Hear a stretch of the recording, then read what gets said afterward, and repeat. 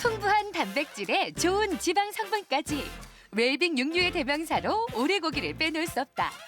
불포화 지방산이 풍부한 오리는 다른 육류에 비해 유해한 기름이 적고 맛은 더욱 고소해 남녀노소 누구에게나 큰 사랑을 받아왔다. 또한 필수 아미노산과 비타민, 무기질이 풍부해 원기를 보충하고 면역력 강화에도 그만인 오리. 오늘 건강밥상에서는 영양 만점 보양식 재료 오리와 함께한다.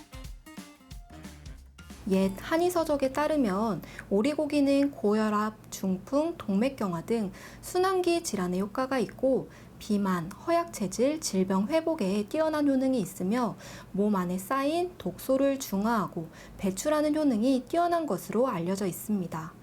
오리고기는 알칼리성 식품으로 불포화 지방산이 다른 고기보다 월등히 많아 콜레스테롤 수치를 낮춰주어 성인병을 예방하는 데 탁월한 효과가 있습니다. 또한 필수 아미노산과 비타민이 풍부하여 대사 기능을 높여주고 발육, 성장, 각종 감염으로부터 몸을 보호해주는 효능이 뛰어납니다. 오리고기를 고를 때는 선홍빛을 띠며 만져봤을 때 단단하면서 탄력이 있는 것을 선택하자. 오리는 콜라겐을 합성해주는 아미노산이 풍부합니다. 그래서 모두가 좋아하는 광채나는 피부, 또 주름을 펴주기도 한답니다. 이 좋은 오리를 이용하여 오리 냉채를 만들어 보겠습니다. 같이 만들어 보시죠. 오리에 들어있는 레스틴 성분은 체내에 있는 노폐물 배출을 도와 신장 기능을 강화시켜준다. 또 필수 아미노산과 단백질이 풍부해 집중력 향상과 피로 회복에도 도움을 준다. 오리 땅콩 냉채 만들기 첫 번째, 먼저 오리고기를 데쳐주는데 대파를 넣은 물을 이용하자.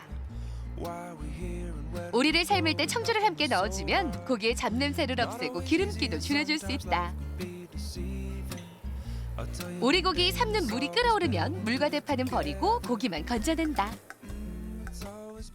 오늘 오리 냉채에 들어가는 오리고기는 저는 오늘 생고기를 이용했는데요. 혹시 생고기를 못 구했을 때는 훈제오리도 가능합니다. 생고기를 한번 데치실 때는 누린내를 없애기 위해서 생강이나 아니면 대파, 또 청주를 넣어서 한번 데치시면 누린내를 잡을 수 있습니다. 데친 오리고기를 한 김 식히는 동안 냉채와 함께 소스를 준비하는데 우선 껍질을 제거한 배를 강판에 곱게 갈아준다. 그리고 소스에 고소함을 더해줄 땅콩은 잘게 다져놓자. 이제 본격적으로 소스를 만들 차례. 미리 갈아놓은 배즙에 설탕과 식초, 꿀, 간장, 참기름, 겨자를 넣은 다음 다져놓은 땅콩도 함께 넣고 모든 재료들이 잘 섞이도록 저어준다. 오늘 오리 냉채에 들어가는 소스는 배를 갈아서 거기에 땅콩을 다져서 넣습니다. 땅콩을 약간 굵게 다지는 게 맛있고요. 혹시 땅콩이 없으신 경우에는 잣이나 호두 다 가능합니다. 이제 냉채에 함께 채소들을 준비하자. 양파와 오이, 당근, 그리고 노랑, 빨강 파프리카를 길게 채 썰어준다. 냉채의 아삭한 식감을 살리기 위해 썰어놓은 채소들은 찬물에 잠시 담가두는데 다시 건져낸 채소들은 체에 받쳐 물기를 제거해준다. 오늘 오리 냉채에 들어가는 채소는 집에 있는 채소로 사용하시면 가능합니다. 여러 가지 색을 맞춰 쓰시면 더 좋겠죠. 오이의 아삭함과 당근을 위해서 물에 담그시고요. 특히 양파는 물에 담궈 드시면 매운맛이 빠져서 좋습니다. 이제 요리를 마무리할 차례. 데친 오리고기와 준비한 채소, 땅콩 소스를 한데 넣고 골고루 잘 섞이도록 버무려준다. 그리고 그릇에 풍성하게 올려주면 오리 땅콩 냉채 완성! 담백한 오리고기에 채소의 아삭한 식감이 일품인 오리 땅콩 냉채. 고소하면서도 상큼한 땅콩 소스까지 곁들여져 맛도 뛰어나면서 몸에도 좋은 아주 특별한 요리가 탄생했다. 오리 하면 자다가도 먹어도 되는 고기라 그러잖아요. 이 오리가 불포화 지방산이 풍부하여 혈액 속에 노폐물이 쌓이는 것을 막아주고요. 혈액순환을 좋게 해줍니다. 오늘 이 좋은 오리를 이용하여 오리 부추찜을 만들어 보겠습니다. 같이 만들어 보시죠. 영양은 풍부하면서 위에 부담을 주지 않는 건강 식재료 오리. 칼로리는 낮으면서 단백질은 풍부해 다이어트 식품으로도 그만이다. 오리 부추찜을 위해 오늘은 훈제오리를 이용하는데 우선 찜기에 훈제오리를 올려놓고 충분히 쪄준다. 굽는 대신 찌게 되면 기름기가 제거돼 더욱 담백한 오리고기를 즐길 수 있다. 보통 훈제오리는 많이 구워 드시는데요. 구워 드시기보다는 한번 쪄 드시면 기름기가 쪽 빠져서 담백한 오리를 드실 수 있습니다. 오리찜에 맛과 영양을 더할 부추도 준비하는데 물에 깨끗이 씻은 부추를 5cm 크기로 썰어주면 된다. 김이 오른 찜기에 부추도 함께 올려주자 오리고기 앞에 부추를 올리고 2분간 더 쪄주면 되는데 오리와 부추가 충분히 쪄지면 접시에 함께 담아내자. 오리하고 부추가 궁합이 잘 맞는데요. 오리와 부추를 같이 넣고 찌시면 너무 물러져서 오리를 2분 정도 찐 후에 부추를 넣고 2분 정도 쪄주시면 됩니다. 이어서 함께 곁들일 겨자 소스를 준비한다. 연겨자에 식초, 설탕, 소금을 더해 만들어주면 된다. 이제 쌈부를 이용해 준비한 재료를 말아주자. 쌈부에 준비한 부추와 오리를 올리고 소스를 뿌려 돌돌 말아주면 된다. 오늘 쌈무는 시판용 쌈무를 이용했는데요. 혹시 못 구하셨을 때는 깻잎 김치나 아니면 집에 있는 깻잎이나 상추에 싸 드셔도 맛있습니다. 접시에 부추와 오리를 올리고 쌈무와 겨자 소스까지 곁들여내면 오리부추찜 완성. 식이섬유가 풍부한 부추와 원기 회복의 최강자 오리가 만나 맛과 영양 환상의 조화를 이루는 오리부추찜. 누구나 부담 없이 즐길 수 있는 건강한 한 끼가 탄생했다. 흔히 유황오리, 유황 먹인 오리에 각종 한약재를 넣어 만든 건강식을 많이 드시는데요. 한의학에서는 유황은 성질이 대단히 뜨거우며 독이 있고 오리는 여러 가지 독을 해독시켜준다고 알려져 있습니다. 서로의 성질을 보완하고 장점을 살린 유황오리는 보양제로서 각종 궤양, 염증, 냉증의 효과가 좋습니다. 다만 오리는 성질이 차기 때문에 소화기가 약한 사람이나 대변이 묽은 사람, 복부가 차면서 생리통이 있는 여성은 섭취를 삼가시는 게 좋습니다. 필수 아미노산과 단백질은 물론 무게질까지 풍부하게 함유하고 있어 아이들의 성장 발달과 노인들의 기력 회복에 그만인 오리고기. 부드럽고 쫄깃한 식감에 탕이나 구이찜 등으로 다양하게 즐길 수 있어 많은 이들의 입맛을 사로잡고 있다. 이번 주말 오리고기와 함께 가족의 원기 회복을 위한 건강 식탁을 꾸며보자. 건강 플러스 인사드립니다. 안녕하세요. 김경섭입니다. 안녕하세요. 김지원입니다. 평소에 건강을 위해서 견과류 많이 드실 텐데 이 견과류도 종류에 따라 효능이 다른 만큼 내 건강 상태에 맞는 견과류를 골라서 먹는다면 그 효과가 더 좋다고 하잖아요. 네, 그렇습니다. 호두에는요, 뇌 신경세포의 60%를 구성하는 불포화 지방산이 풍부하게 들어있어서 뇌 건강에 좋다고 하고요. 땅콩은요, 비타민 B1과 B2가 많이 들어있어서 피로 회복과 스트레스 해소에도 도움이 된다고 합니다. 네, 또 체중이 걱정된다면 피스타치오를 드시는 게 좋습니다. 이 피스타치오는 칼로리와 지방 함량은 낮고 미네랄과 비타민이 풍부하기 때문에 다이어트하는 분들에게 더욱 좋다고 하는데요. 자, 앞으로 이 평소에 내 몸에 맞는 견과류 잘 챙겨 드시면서 건강 관리 잘 하셨으면 좋겠습니다.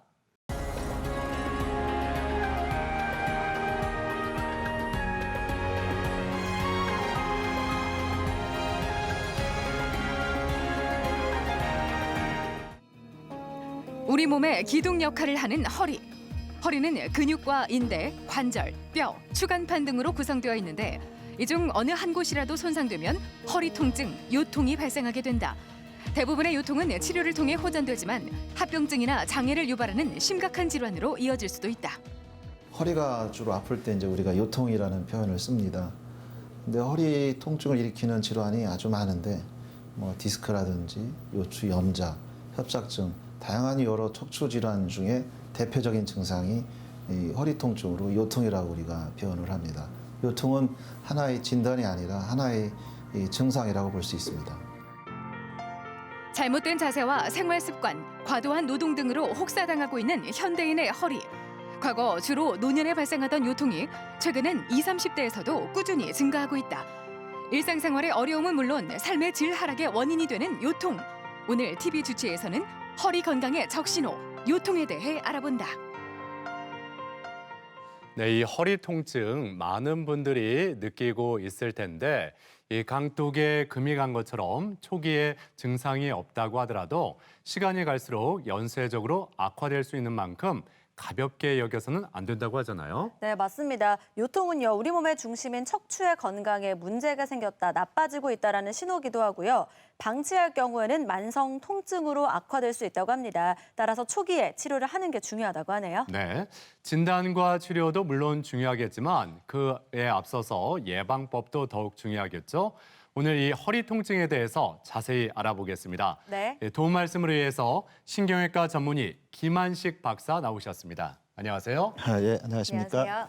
자, 오늘 주제가 허리 통증, 요통인데 현대인들이 얼마나 많은 숫자가 이 요통으로 고통받고 있는지 그 실태부터 먼저 짚어보죠. 평생 동안 한 80% 정도에서 요통을 경험을 합니다. 그리고 한 근로자의 50% 정도가 매년 요통을 경험하는 걸로 보고하고 있는데요. 평균 진료비가 한 1위 정도 되고요. 수술 건수가 전체 4위 정도로 굉장히 빈번하게 발생되는 질환입니다. 그러니까 10명 중에 8명 이상이 앓고 있다는 게 바로 요통인데요. 요통이 생기는 원인은 어디서 찾을 수가 있을까요? 요통이라는 거는 그 하나의 독립된 질환이라기보다는 다양한 원인에 의해서 발생되는 하나의 증상이라고 볼 수가 있습니다. 그래서 우리 일상생활에서 보면 잘못된 자세, 습관, 이러다 보면 이제 허리에 디스크가 변성이 생겨서 흔히 디스크가 발생이 되는데 이게 대표적인 질환이고요. 또 척추가 굽어서 생기는 병, 휘어서 생기는 이런 척추의 변형도 요통이 생길 수 있고 또 질병에 의해서도 요통이 생길 수가 있습니다. 흔하진 않지만 염증, 종양도 가능하고요. 또 임신한 여자들 같은 경우는 임신 말기에 체중이 많이 증가가 되고 자세가 불량해지기 때문에 허리 요통을 호소해서 오시는 분들이 있습니다. 또 이제 이 척추라는 거는 체중 부하가 많이 걸리죠. 그래서 체중 부하가 많이 걸리면서 여러 방향으로 운동이 일어나기 때문에 나쁜 자세에도 쉽게 통증이 생길 수가 있습니다.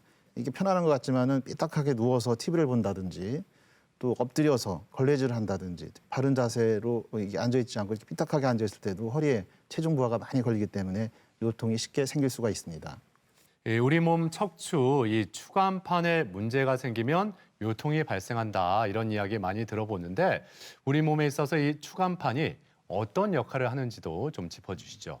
척추는 기본적으로 그 척추 만곡종이라고 해서 배가 배 쪽으로 약간 굽어진 상태로 돼 있는 게 좋습니다. 그래서 척추뼈는 5개의 뼈로 이렇게 돼 있는데 대개 이 뼈는 인대라든지 근육으로 연결돼 있고 또 뒤쪽에는 후관절에 이렇게 연결되어 있습니다. 그 사이에 이런 디스크가 들어 있어서 운동도 할 수 있고 또 척추에 가해지는 충격을 완화시키는 그런 중요한 역할을 하는 것이 디스크입니다.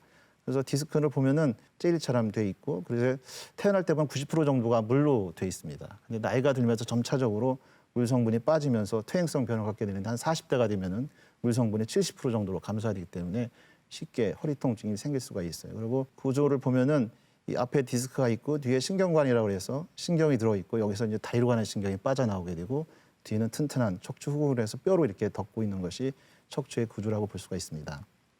자, 이렇게 척추에 문제가 생기면 이렇게 허리 통증이 발생을 할 수가 있는데 그렇다면 이 허리 통증 어떤 양상으로 나타나는지 이 점도 좀 말씀해 주시죠.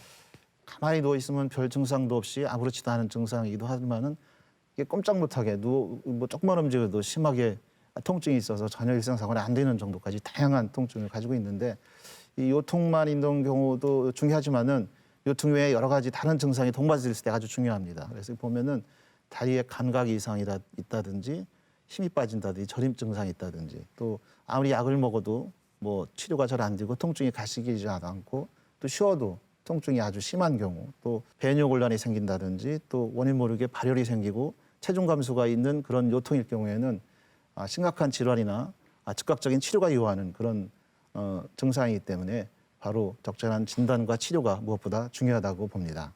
요통의 증상들을 쭉 살펴주셨는데요. 이런 증상이 나타났을 때 정확하게 진단을 해야 되지 않겠습니까? 어떤 진단법들이 있을까요?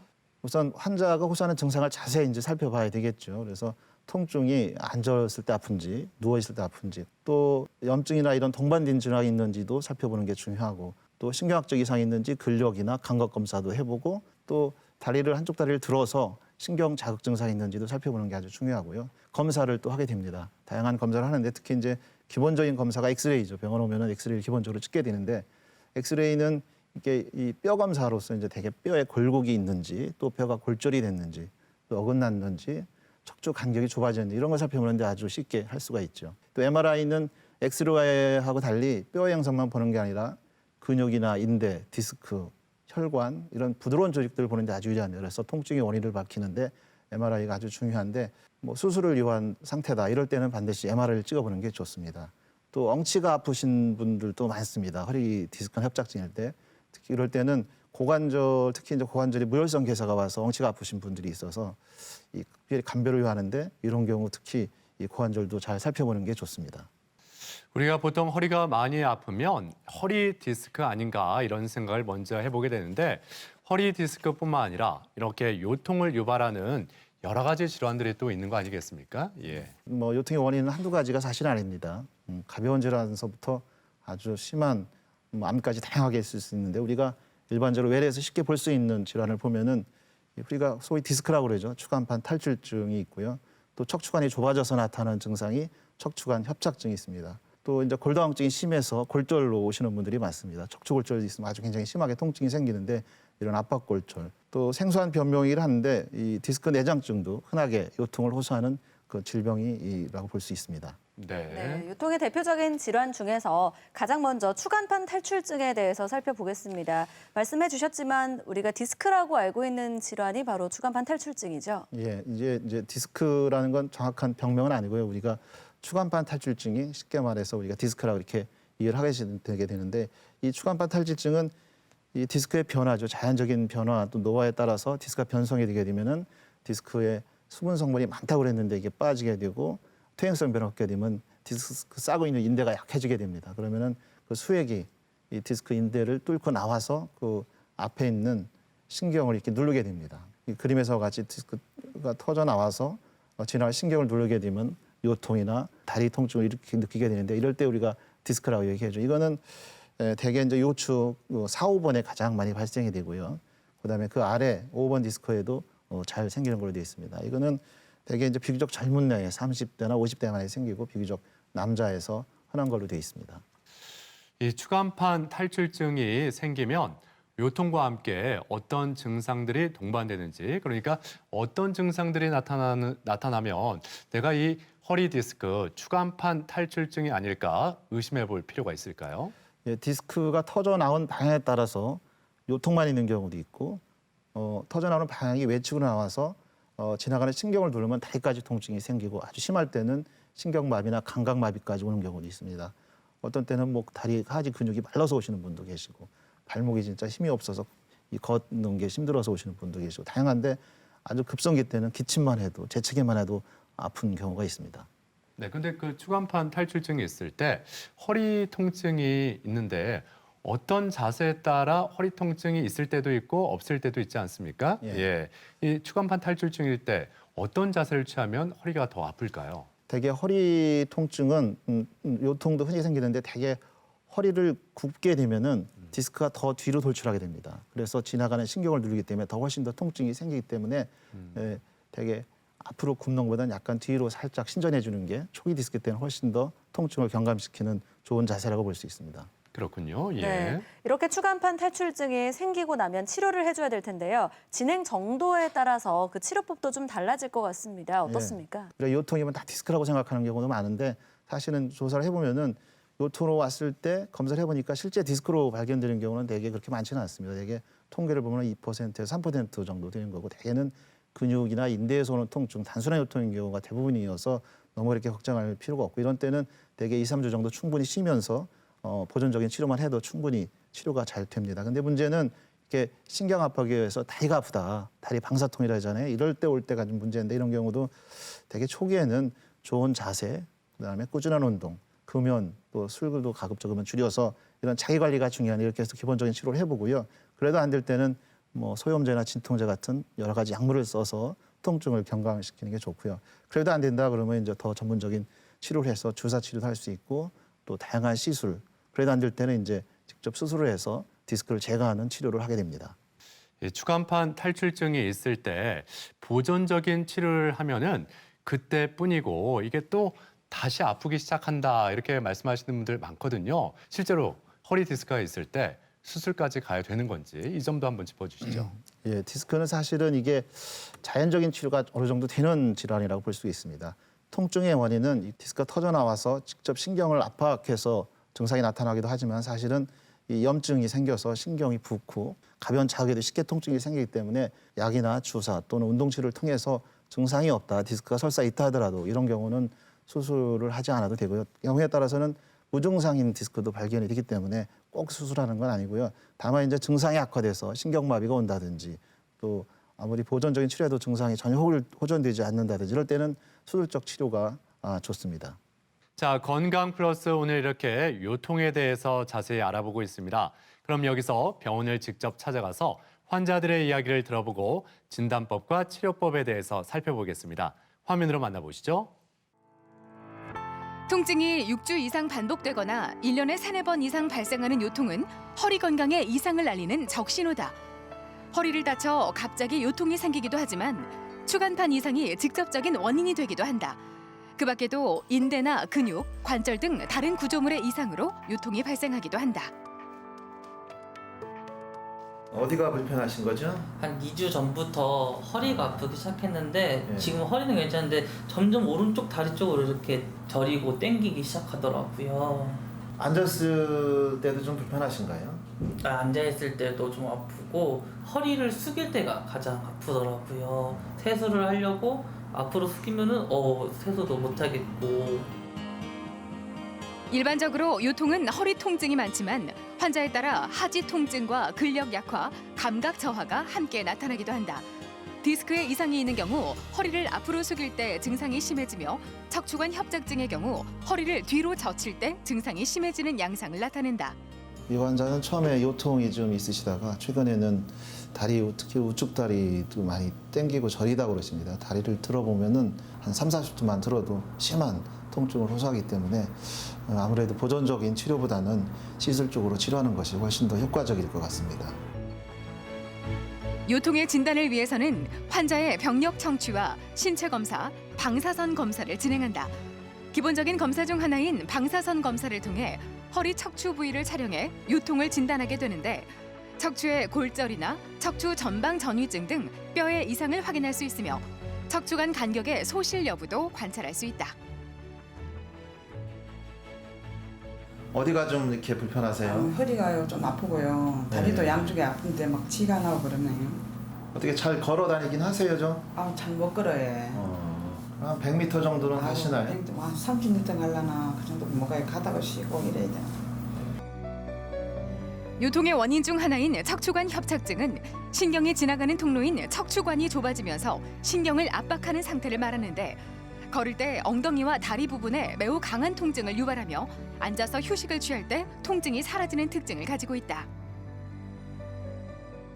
이 환자는 허리도 좀 아프긴 한데 주로 양쪽 다리가 아프고 저리다고 그러시는데 특히 걸을 때 많이 저리다고 그럽니다. 그래서 한 100m 걷기도 힘들다고 말씀하시는데 아무래도 협착증 증상이라고 볼 수가 있습니다. 그래서 MRI나 이런 정밀 검사를 해서 협착증 진단을 우선 하는 것이 아주 중요할 것 같고요. 그에 따라서 시술이든 협착증에 대한 근본적인 수술을 하든 결정을 해야 될 것 같습니다. 대부분의 요통은 약물 치료와 물리치료, 운동요법 등 보조적인 치료만으로 호전을 기대할 수 있다. 보조적인 치료를 통해서도 증상이 개선되지 않으면 신경근 차단술이나 경막외 주사와 같은 주사요법을 시행할 수 있다. 하지만 지속적으로 통증이 있거나 사지 근력까지 약화된 경우라면 수술 치료를 고려해야 한다.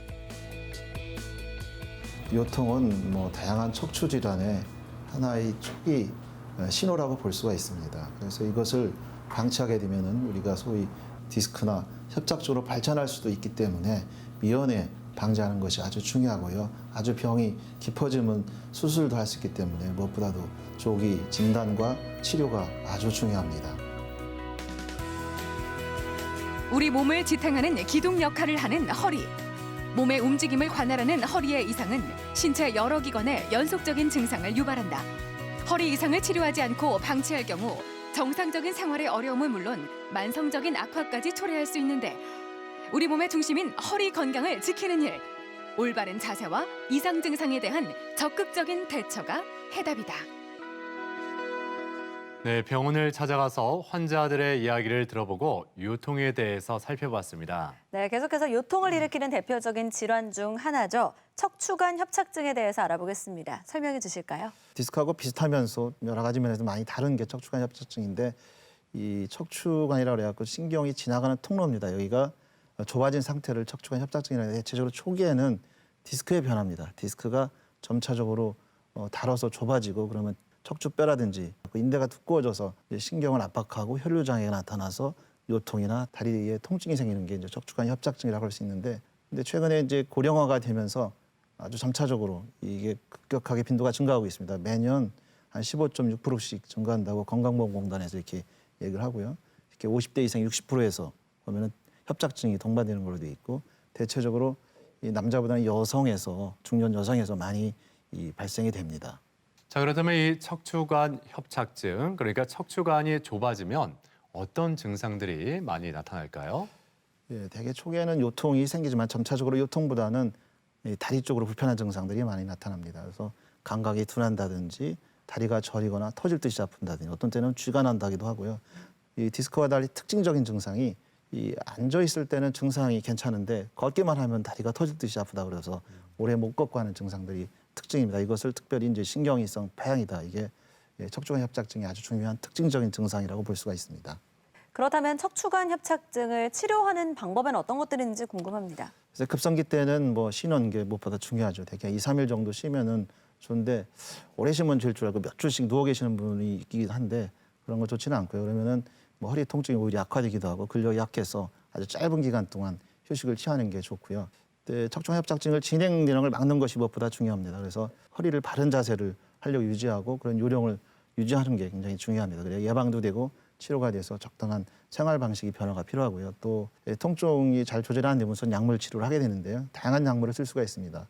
그래도 안 되면 이제 전문적으로 주사 치료를 할 수도 있고 또 시술도 할 수가 있습니다. 그래도 안 되면은 결국은 수술을 해야 되는 경우도 많아서 특히 이제 신경 압박이 된다든지 일상생활이 굉장히 이런 보존적인 치료에도 해결이 잘 안 된다든지 이럴 때는 수술적 검토가 필요합니다. 자, 이렇게 요통을 일으키는 대표적인 질환, 추간판 탈출증에 이어서 척추관 협착증에 대해서 알아보고 있는데 두 질환이 헷갈린다 하는 분들 많이 계실 것 같습니다. 그 두 질환의 차이점을 좀 한눈에 알아볼 수 있게 좀 정리를 해볼까요? 예, 디스크와 협착증이 아주 증상이 비슷하기 때문에 허리도 아프고 다리 아프다 이 두 가지만 가지면은 아주 유사해서 쉽게 증상만 가지고 구분하기는 쉽지는 않은데요. 우선 원인을 보면은 디스크가 변성이 돼서 디스크 싸고 인대가 찢어지면서 속에 있는 수액이 삐져나가서 앞에 지나가는 신경을 누르는 걸 디스크라고 합니다.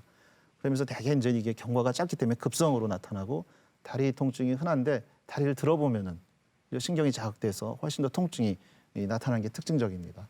그래서 이거는 비교적 자연 치료가 가능하기 때문에 시술이나 보존적인 치료로 대개 한 90% 정도 치료가 되는 걸로 되어 있습니다. 반면에 협착증은 초기는 디스크의 변화서 생기지만 점차적으로 시간이 가면서 척추뼈라든지 인대가 두꺼워져서 신경관이 좁아져서 나타나는 증상이기 때문에 대개 경과가 만성적이죠.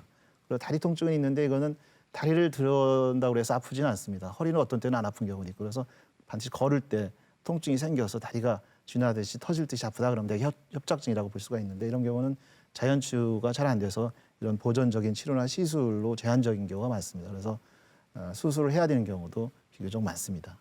네, 그리고 요통의 대표적인 질환 중에서 골다공성 압박골절도 있었습니다. 이건 어떤 질환일까요? 골다공증은 사실 증상이 없어서 간과되는 경우가 많습니다. 근데 이제 골다공증이 심해지면은 이제 뼈가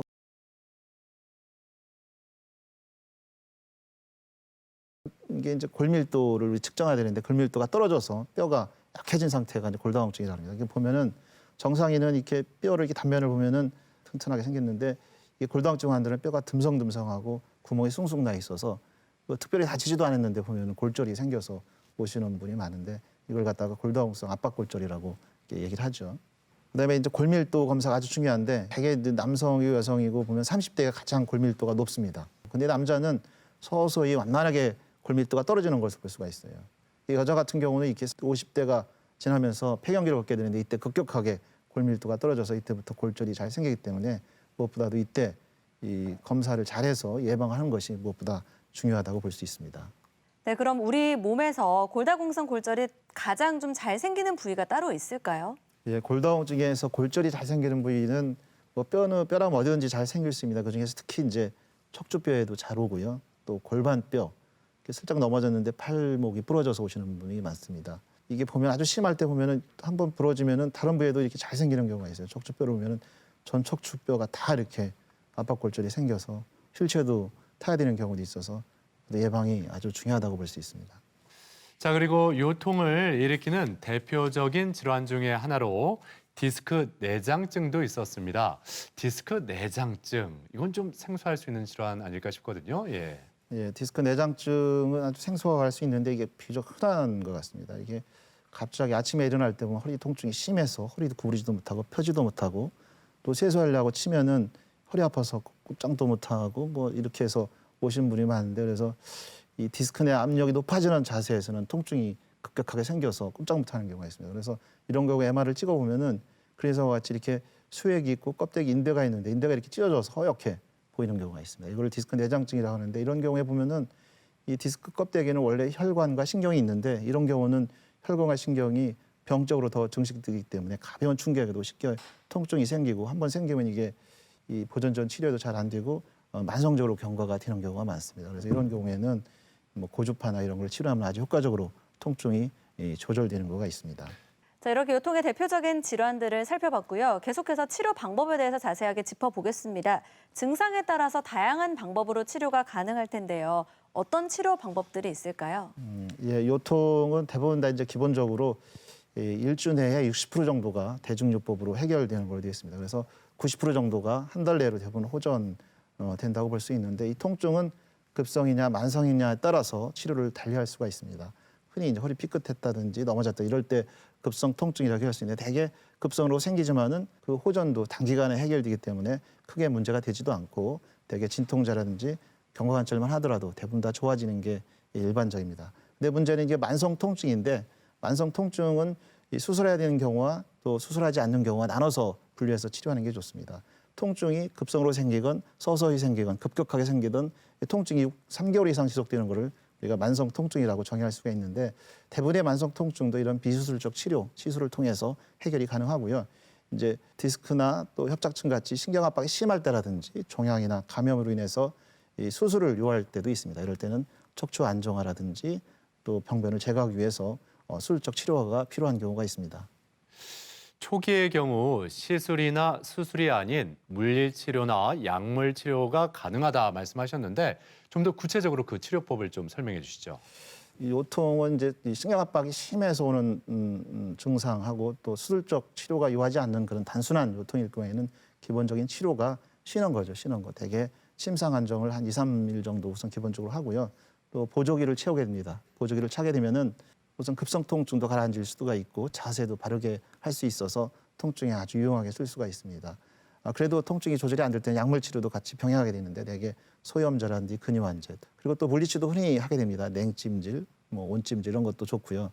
또 운동 치료도 많이 하게 되는데 급성 통증 때는 추천되지는 않죠. 급성 통증이 아주 심할 때는 좀 피하고 만성 통증이라든지 이럴 때는 운동 치료도 굉장히 효과가 좋습니다. 그런데 이렇게 단순 요통 치료법으로 치료를 했는데도 나아지지 않는 경우에는 시술을 할 수밖에 없을 텐데요. 시술 방법 중에 대표적으로는 주사요법을 들 수가 있죠. 병원에 오면 이제 기본적인 치료를 하게 되는데 그래도 아플 때는 이제 주사나 시술하게 되는데 주사는 여러 가지를 할 수가 있습니다. 특히 대표적인 게 신경 차단술이라고 해서 이 그림에 보면은 이제 주변 조직이나 디스크에서 눌리게 되면 신경이 많이 붓게 됩니다. 그래서 직접 이 주위에 염증 치료제 같은 약물을 직접 주사로 넣어서 치료하기도 하고요. 또 후관절이라 해서 척추뼈를 연결시켜주는 관절이 척추 뒷부분에 있습니다. 그래서 이 부위에 직접 국소마취자라든지 또 스테로이드 소량 또 관절 영양제를 직접 주사하는 관절 주사도 해볼 수 있고 근육통 같은 경우 심할 때 눌러보면은 이렇게 압통점을 찾을 수가 있습니다. 그래서 통증을 유발시키는 부위에 직접 이렇게 주사 약물을 넣어서 하는 치료도 흔히 시행하는 방법입니다. 보통 이렇게 주사요법 하면 많은 분들이 스테로이드제를 먼저 떠올리거든요. 그래서 주사 맞는 횟수가 제한돼 있다. 이 점은 정말 많은 분들이 알고 있습니다. 예, 이 점에 대해서 어떻게 좀 이해하면 좋을까요? 이제 여러 가지 약물 중에서 특히 이제 그 스테로이드가 굉장히 좋은 약입니다. 이게 특히 이제 신경염증이 있을 때 이거보다 더 좋은 약이었기 때문에 많이 쓰는데 너무 많이 쓰면 오히려 면역력이 저하도 되고 뼈가 약해지기 때문에 과용은 하면 안 되고 필요할 때 적절하게 단기간에 뭐 많이만 쓰지만 않으면 아주 좋은 약이라고 볼 수 있습니다. 자, 이 주사요법 이외에도 이 허리 통증을 없애는데 효과적인 그런 시술 방법이 있다면 좀 더 소개를 해주시죠. 네, 이제 주사보다 이제 좀 더 전문적인 치료라고 볼 수 있는데 대표적인 게 이제 신경 성형술이 있습니다. 우리 디스크나 협착증 같은 경우는 염증에 의해서 주로 통증이 생기는데 이게 만성화가 되면은 신경 주위에 유착이 많이 됩니다. 그러면서 혈액순환도 제한이 되고 이거를 해결하기 위해서 이런 시술을 하게 되는데 대개 이제 이런 카테터 시술인데 이 척추뼈 천추에 이 구멍이 있습니다. 요거를 통해서 관을 병변이 있는 부위까지 쭉 올릴 수가 있습니다. 그래서 약물을 원하는 데까지 충분히 집어넣을 수가 있습니다. 거기다가 또 카테터 끝에 풍선을 달아서 부풀리면은 그림과 같이 이렇게 더 확장도 되고 유착이 더 방리가 잘 돼서 혈액순환도 개선되고 염증도 효과적으로 조절할 수 있기 때문에 이런 데다 약물을 넣으면 훨씬 더 효과적이라서 많이 쓰는 방법입니다. 그다음에 이제 디스크 내장증이라든지 심하지 않은 디스크 때는 디스크 껍데기 인대에 혈관하고 신경들이 병적으로 많이 증식이기 때문에 염증이 잘 생깁니다. 그래서 가벼운 충격에도 쉽게 통증이 생겨서 그 병적인 혈관과 신경을 이런 고주파를 이용해서 응고시켜주면은 통증에 아주 효과적으로 치료할 수 있고 또 디스크 같은 경우는 디스크 내 압력도 줄어들기 때문에 디스크가 심하지 않을 때는 아주 유용한 치료라고 볼 수가 있습니다. 또 골다공증에 의해서 이제 압박골절이 척추 압박골절이 잘 오는데 이럴 때는 시멘트 시술을 하게 되는데 이러면은 척추 복원도 되기도 하고 급격한 통증이 해결이 돼서 치료가 잘 되는 그런 시술이 척추 성형술이라고 흔히 하는 방법입니다. 여러 가지 시술 방법들을 쭉 설명해 주셨는데요. 증상이 굉장히 많이 악화된 경우에는 이런 시술로도 치료가 안 되는 경우도 있을 거잖아요. 그럴 때는 수술을 할 수밖에 없겠죠. 예, 그렇습니다. 이제 시술이나 이런 주사로 치료가 되면 수술까지 갈 필요가 없는데 그럼에도 불구하고 수술해야 되는 경우도 종종 있습니다. 이런 모든 치료에도 뭐 반응이 안 된다든지 또 뭐 일상생활, 직장생활 할 수 있을 정도로 통증이 아주 심하다든지 또 잠도 못 잘 정도로 증상이 뭐 악화돼서 심하다든지 또 신경마비가 돼서 뭐 다리 통증이 심해서 걷지도 못한다든지 이런 경우는 수술하게 되는데 대개 이제 현미경이나 내시경을 이용해서 정상 조직은 최대한 유지하고 상처를 적게 해서 하는 미세 침습 수술로 디스크나 두꺼워진 인대, 뼈를 제거해서 수술하게 됩니다. 또 척추 전방전이증 같이 이렇게 척추 불안정증이 있을 때는 나사못으로 고정을 해야 되는 경우도 있습니다. 그 요통을 없애기 위해서 시술과 수술적인 방법이 있다 이렇게 설명을 해주셨는데 환자 입장에서는 시술이 뭐고 수술이 뭐고 이게 좀 헷갈려하는 경우가 많이 있습니다. 실제로 어떻게 구분할 수 있는지 좀 설명해 주시죠. 그전에는 수술하고 약물치료나 물리치료가 추가됐습니다. 그런데 최근에는 이런 카테터나 이런 시술을 이용해서 하는 치료가 많기 때문에 수술과 시술을 환자들이 많이 좀 애매하게 헷갈리는 경우가 좀 덜어 있는데 예. 수술을 먼저 보면은 수술은 일단 피부를 마취하고 상관없이 피부를 절개해서 조직을 제거하거나 거기에 무슨 물질을 삽입할 때는 수술이라고 볼 수 있습니다. 대개는 근본적인 치료가 가능하고 회복 기간이 비교적 길고 또 합병증이 가끔 있을 수가 있습니다. 근데 그 반면에 이 시술은 절개를 하지 않죠. 또 조직을 제거하지 않기 때문에 근본적인 치료라기보다는 자연 치유를 도움을 주는 경우가 많습니다. 그래서 이건 비교적 회복 기간이 짧고 또 비교적 합병증이 적다는 장점이 있습니다. 네, 어쨌거나 가장 좋은 방법은 예방하는 거 아닐까 싶은데요. 요통을 예방할 수 있는 올바른 자세나 운동법이 있다면 이 부분도 좀 짚어주시죠. 예, 뭐 치료보다 더 좋은 게 이제 예방인데 평상시에도 올바른 생활 습관을 갖는 게 중요합니다. 근데 서 있을 때도 보면은 이렇게 한쪽 다리를 이렇게 뭐 받쳐서 허리가 꼿하게 쓰고 척추 전반을 유지하는 자세가 좋고요. 의자에 앉았을 때도 보면은 엉치를 이 등받이에 바짝 붙여서 허리가 꼿꼿하게 세우는 것이 좋습니다. 또 물건을 들어올릴 때도 보면은 이 허리를 구부려서 물건을 들어올리는 것보다는 무릎을 구부려서 물건을 들어올리는 게 아주 허리 요통에는 도움이 많이 되고요. 걸레질을 많이 하는데 이렇게 엎드려서 무릎을 구부려서 이런 불편한 자세로 하는 것보다는 무릎을 세워서 척추 전만 상태를 유지하면서 이 물걸레질 하는 것이 허리 요통을 예방하고 치료하는 데 도움이 많이 됩니다. 무엇보다도 이제 중요한 게 허리가 뻐근하고 아프다 일상생활 할 때 사무실이고 어디 의자 앉을 때 뻐근하면 이게 스트레칭으로 해서 허리를 좀 운동을 시켜주는 게 좋고 수영도 좋지만 쉽게 할 수 있는 게 이렇게 걷는 겁니다. 이렇게 건강하고 활기차게 힘차게 걷는 것이 척추 건강에는 매우 좋다고 볼 수 있습니다. 그러니까 요통을 예방할 수 있는 가장 좋은 방법, 올바른 자세와 스트레칭이다 이렇게 말씀을 해주셨는데 네. 이 마지막으로 그 요통에 대해서 이 점만 좀 잘 알아주셨으면 좋겠다. 좀 정리를 해주신다면요. 예. 허리는 무엇보다도 이제 본인 수술 관리하는 게 중요한데 무엇보다도 적절한 운동을 통해서 바른 자세도 하고 건강한 허리 관리를 유지하는 게 좋습니다. 근데도 불구하고 허리 통증이 있다 그러면은 1차적으로 가벼운 치료부터 시작해서 수술까지 아주 센 치료로 이행하는 게 좋은데 1차적으로 약물, 물리치료, 운동치료를 해보시고 그래도 안 되면 시술이나 수술적 치료를 하는 게 좋겠고요. 이렇게 단계별로 내려서 나눠서 치료하는 게 좋겠습니다. 근데 디스크는 기본적으로 수술하는 병이 아니라고 볼 수 있는데 그래도 심할 때는 수술해야 되는 경우도 있죠. 특히 이제 협착증은 나이가 들수록 많이 발생이 되는데 보존적인 치료에도 잘 안 될 때 수술적 치료가 도움이 되는 경우가 많습니다. 또 골다공증 같은 경우는 예방을 중요한데 특히 50세가 넘는 여성분께서는 골다공증 검사를 잘 해서 특별히 예방도 하고 주의를 하는 것이 좋겠습니다. 네, 건강 플러스 오늘은 요통과 관련해서 얘기 나누고 있는데요. 이번에는 요통과 관련된 오해와 진실을 OX로 한번 풀어보겠습니다. 네. 자, 먼저 의자에 오래 앉아 있으면 허리 건강에는 좋지 않다. O일까요? X일까요? 예, O입니다.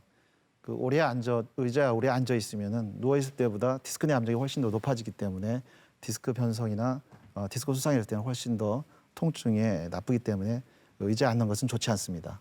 그리고 다음 질문인데요. 요통이 있을 때는 단단한 바닥에서 자는 것이 좋다. O일까요? X일까요? X입니다.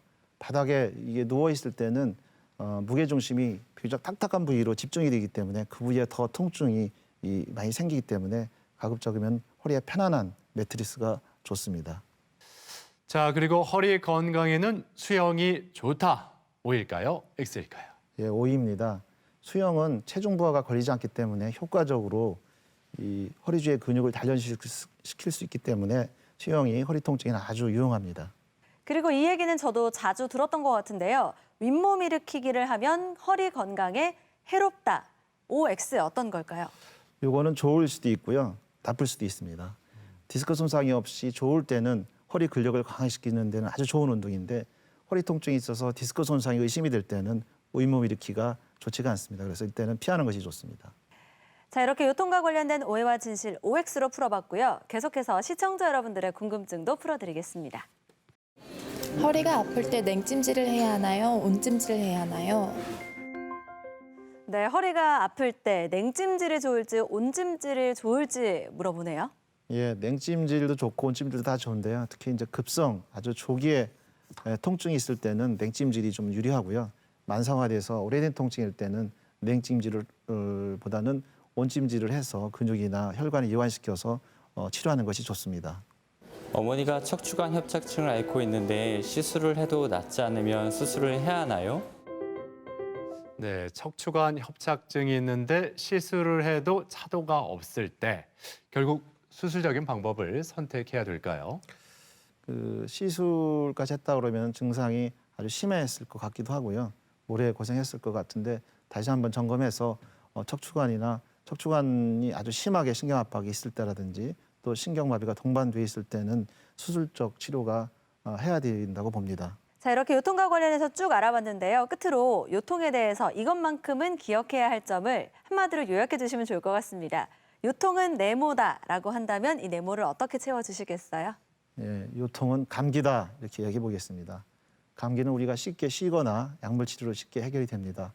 요통도 초기에는 쉬면서 보존 좋은 치료로 충분히 치료가 됩니다. 근데 이것을 간과하게 되고 방치하게 되면은 심한 깊은 척추병으로 진행될 수 있기 때문에 조기에 치료를 해서 더 심한 질환을 막는 것이 중요하다고 봅니다. 네. 자, 오늘 이렇게 요통에 대해서 자세히 살펴봤습니다. 지금까지 도움 말씀에 척추신경외과 전문의 김한식 박사였습니다. 오늘 말씀 고맙습니다. 고맙습니다. 감사합니다. 10명 중 8명 이상이 고통받고 있다는 이 요통. 우리가 평소에 자세만 올바르게 바꿔줘도 그 증상을 충분히 완화시킬 수 있다고 하니까 바른 자세 유지, 생활화하는 게 중요하겠죠? 네, 그렇습니다. 허리야말로 우리 몸의 중심인 만큼 오래오래 건강하게 쓸 수 있어야 할 텐데요. 평소에 너무 푹신한 소파는 피하시고요. 앉을 때도 허리를 곧바로 펴고 앉아야 된다는 거 꼭 기억하시기 바랍니다. 네. 자, 오늘 저희가 준비한 내용은 여기까지입니다. 이번 한 주도 건강하게 보내시길 바라고요. 저희는 다음 이 시간에 다시 인사드리겠습니다. 함께해 주신 여러분 고맙습니다.